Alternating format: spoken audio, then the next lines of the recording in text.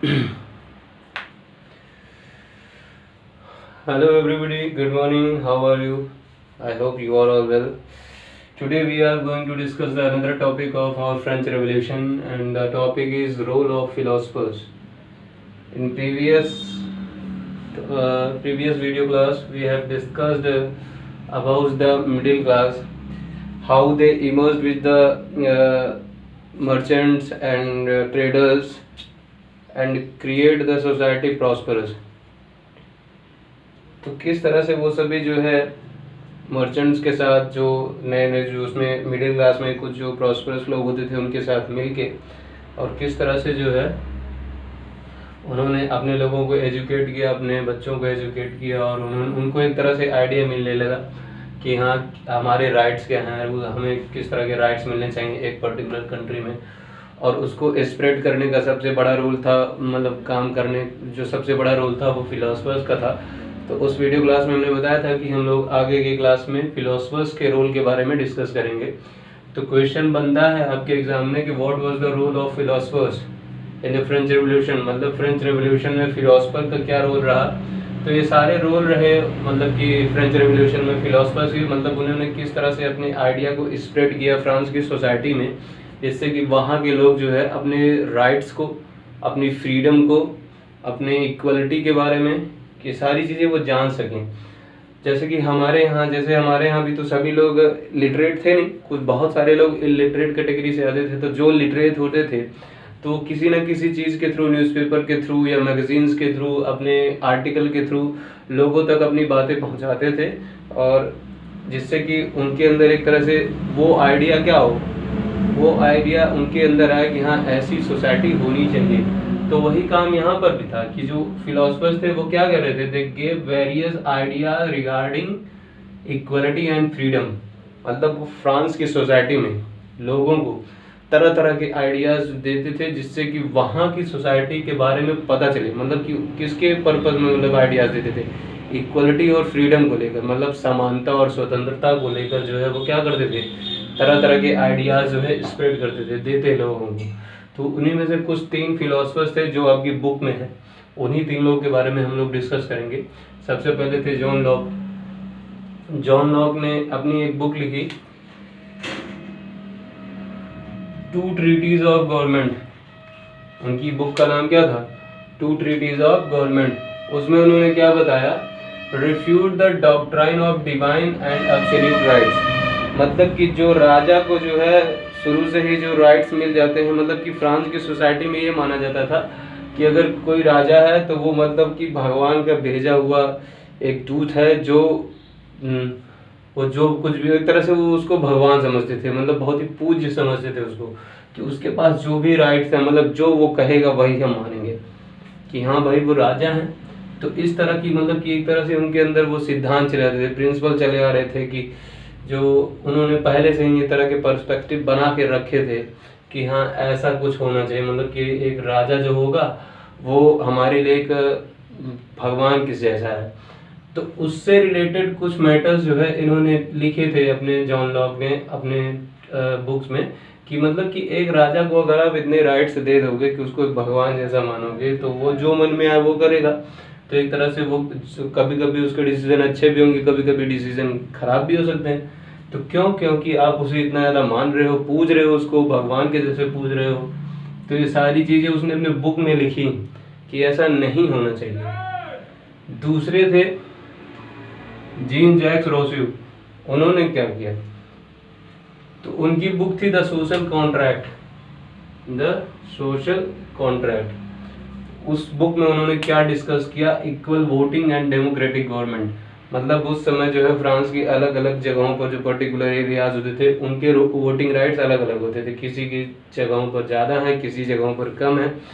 तो Jean Jacques ने क्या बताया अपने इस बुक के थ्रू, कि सभी को जो वोटिंग राइट्स हैं पूरी कंट्री का एक ही होना चाहिए। मतलब सभी के जो है अलग अलग वोटिंग राइट्स नहीं होने चाहिए, कहीं ज़्यादा कहीं कम ऐसा नहीं होना चाहिए, सबके साथ एक जैसे वोटिंग राइट्स होने चाहिए।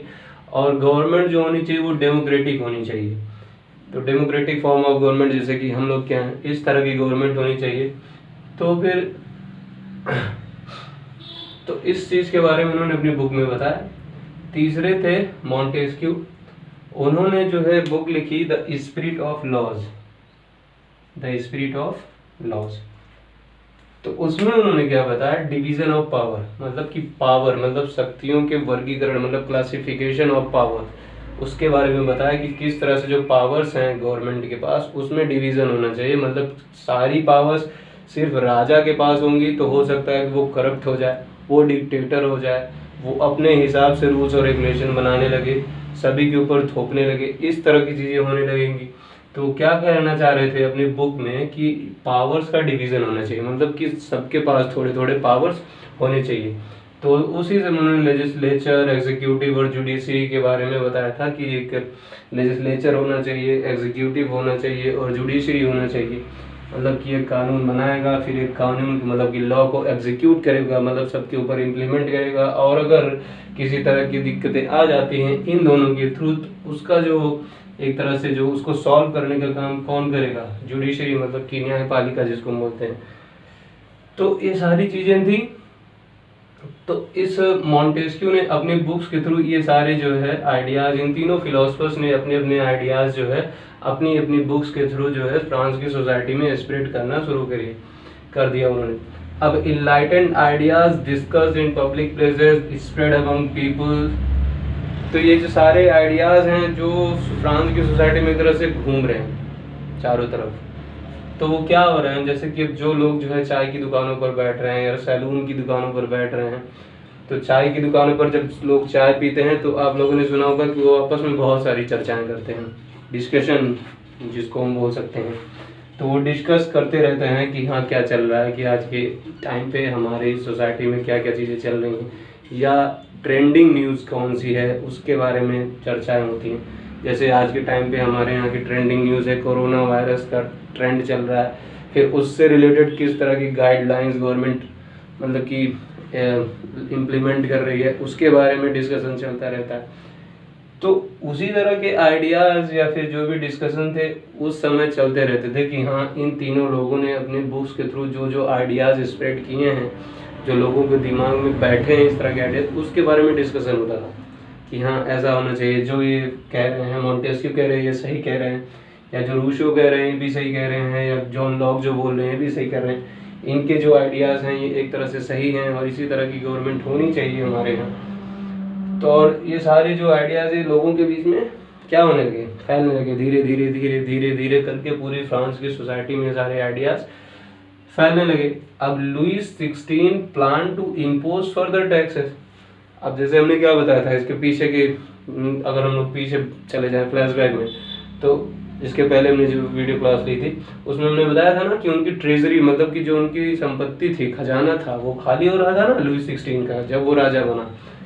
तो उसने क्या किया कि अब वो सोचा कि इन सभी के ऊपर टैक्स इम्पोज कर दिया जाए, टैक्स इम्पोज कर दिया जाए। लेकिन अब टैक्स इम्पोज करके क्या फायदा, क्योंकि अब ये पूरी सोसाइटी क्या हो गई, इनलाइटेंड हो गई है, मतलब कि उनके अंदर और एजुकेट भी हो गए हैं लोग, जो है कुछ लोग एजुकेट हो गए हैं और उनको अपने राइट्स पता चल गए हैं। तो ऐसे कैसे टैक्स इम्पोज कर दोगे। तो धीरे धीरे क्या होने लगा कि सभी लोगों को अपने राइट्स के बारे में, फ्रीडम के बारे में, सभी चीज़ों के बारे में पता चलने लगा। और फिर धीरे धीरे धीरे करके जो है इसी तरह से फ्रांस में रिवॉल्यूशन शुरू हो गया। तो ये सभी लोगों का रोल होता है किसी भी जगह के रिवॉल्यूशन में। किसी एक पर्टिकुलर फील्ड को हम नहीं बोल सकते कि हाँ वही उसी का सिर्फ रोल रहा होगा, रोल सभी चीज़ों का होता है, चाहे वो न्यूज़पेपर हो जाए, मैगजीन्स हो जाए, फिलोसफर्स हो जाएं, या फिर कुछ इंटेलेक्चुअल पर्सनालिटीज़ हो जाएं, या फिर कोई थर्ड कैटेगरी का हो जाए, या फिर लेबर क्लास का हो जाए, सेकंड क्लास का हो जाए, किसी भी क्लास का हो, उसका कहीं ना कहीं रोल रहता है किसी भी पर्टिकुलर कंट्री के रिवॉल्यूशन में। तो उसी के बारे में पूरा है। तो अगर आपसे क्वेश्चन पूछा जाएगा what was the role of philosophers, तो these are the role of philosophers. You can put these topic on your copies, and when you are watching the videos, and after watching the videos you should read the book related to this topic। तो इसको देखने के बाद कम से कम एक बार book आप जरूर पढ़िए, तो आपको पूरी स्टोरी क्लियर हो जाएगी। Okay, have a good day, thank you.